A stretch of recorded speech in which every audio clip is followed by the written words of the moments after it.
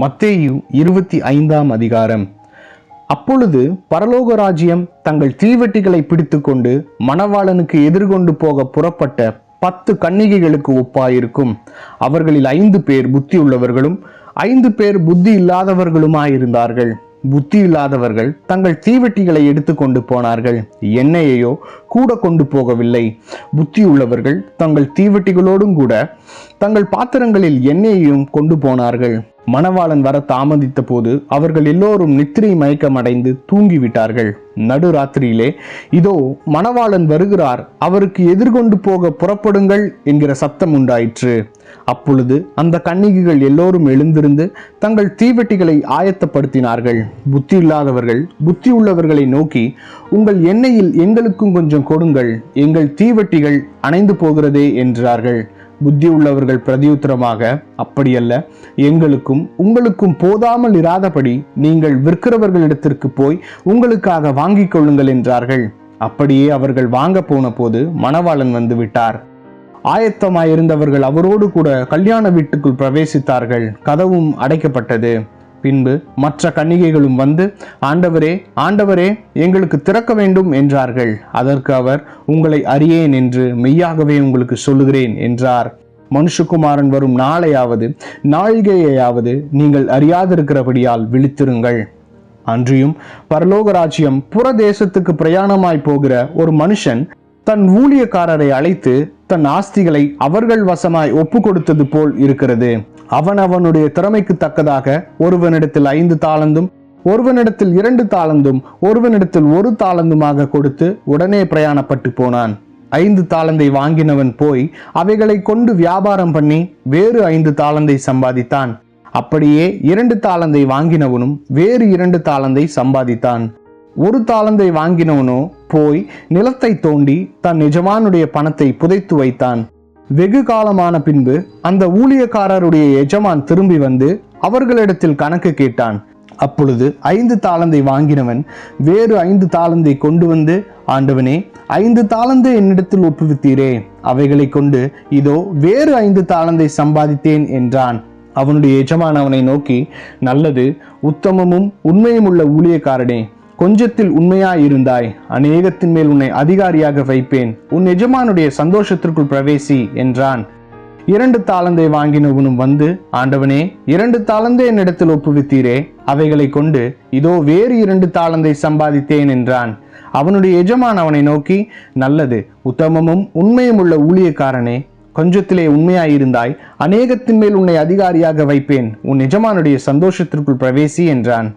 1 தாலந்தை வாங்கினவன் வந்து, ஆண்டவனே, நீர் விதைக்காத இடத்தில் அறுக்கிறவரும் தெளிக்காத இடத்தில் சேர்க்கிறவருமான கடினமுள்ள மனுஷன் என்று அறிவேன்.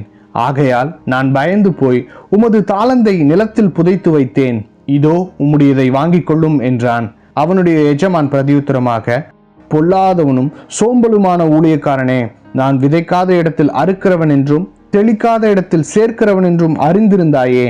அப்படியானால் நீ என் பணத்தை காசுக்காரர் வசத்தில் போட்டு வைக்க வேண்டியதாயிருந்தது.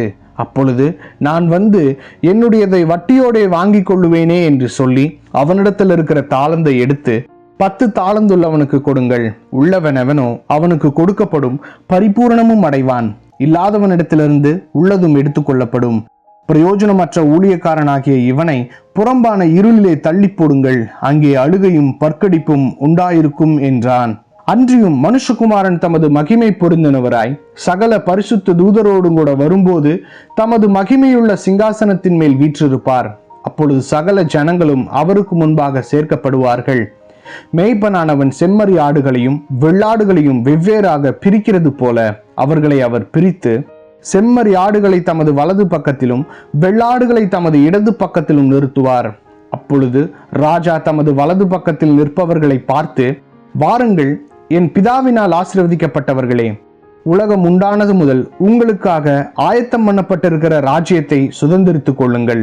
பசியாயிருந்தேன், எனக்கு போஜனம் கொடுத்தீர்கள். தாகமாயிருந்தேன், என் தாகத்தை தீர்த்தீர்கள். அந்நியனாயிருந்தேன், என்னை சேர்த்து கொண்டீர்கள். வஸ்திரமில்லாதிருந்தேன், எனக்கு வஸ்திரம் கொடுத்தீர்கள். வியாதியாயிருந்தேன், என்னை விசாரிக்க வந்தீர்கள். காவலில் இருந்தேன், என்னை பார்க்க வந்தீர்கள் என்பார். அப்பொழுது நீதிமான்கள் அவருக்கு பிரதியுத்தரமாக, ஆண்டவரே, நாங்கள் எப்பொழுது உம்மை பசியுள்ளவராக கண்டு உமக்கு போஜனம் கொடுத்தோம்? எப்பொழுது உம்மை தாகமுள்ளவராக கண்டு உம்முடைய தாகத்தை தீர்த்தோம்? எப்பொழுது உம்மை அந்நியராக கண்டு உம்மை சேர்த்து கொண்டோம்? எப்பொழுது உம்மை வஸ்திரமில்லாதவராக கண்டு உமக்கு வஸ்திரம் கொடுத்தோம்? எப்பொழுது உம்மை வியாதி உள்ளவராகவும் காவலில் இருக்கிறவராகவும் கண்டு உம்மிடத்தில் வந்தோம் என்பார்கள். அதற்கு ராஜா பிரதியுத்தரமாக, மிகவும் சிறியவராகிய என் சகோதரரான இவர்களில் ஒருவனுக்கு நீங்கள் எதை செய்தீர்களோ அதை எனக்கே செய்தீர்கள் என்று மெய்யாகவே உங்களுக்கு சொல்லுகிறேன் என்பார். அப்பொழுது இடது பக்கத்தில் நிற்பவர்களை பார்த்து அவர், சபிக்கப்பட்டவர்களே, என்னை விட்டு பிசாசுக்காகவும் அவன் தூதர்களுக்காகவும் ஆயத்தம் பண்ணப்பட்டிருக்கிற நித்திய அக்கினியிலே போங்கள். பசியாயிருந்தேன், நீங்கள் எனக்கு போஜனம் கொடுக்கவில்லை. தாகமாயிருந்தேன், நீங்கள் என் தாகத்தை தீர்க்கவில்லை. அந்நியனாயிருந்தேன், நீங்கள் என்னை சேர்த்து கொள்ளவில்லை. வஸ்திரம் இல்லாதிருந்தேன், நீங்கள் எனக்கு வஸ்திரம் கொடுக்கவில்லை. வியாதி உள்ளவனாயும் காவலில் அடைக்கப்பட்டவனாயும் இருந்தேன், நீங்கள் என்னை விசாரிக்க வரவில்லை என்பார். அப்பொழுது அவர்களும் அவருக்கு பிரதியுத்தரமாக, ஆண்டவரே, உம்மை பசி உள்ளவராகவும் தாகம் உள்ளவராகவும் அந்நியராகவும் வஸ்திரம் இல்லாதவராகவும் வியாதிப்பட்டவராகவும் காவலில் அடைக்கப்பட்டவராகவும் நாங்கள் எப்பொழுது கண்டு உமக்கு உதவி செய்யாதிருந்தோம் என்பார்கள். அப்பொழுது அவர் அவர்களுக்கு பிரதியுத்தரமாக, மிகவும் சிறியவர்களாகிய இவர்களில் ஒருவனுக்கு நீங்கள் எதை செய்யாதிருந்தீர்களோ அதை எனக்கே செய்யாதிருந்தீர்கள் என்று மெய்யாகவே உங்களுக்கு சொல்லுகிறேன் என்பார். அந்தபடி இவர்கள் நித்திய ஆக்கினியை அடையவும் நீதிமான்களோ நித்திய ஜீவனை அடையவும் போவார்கள் என்றார்.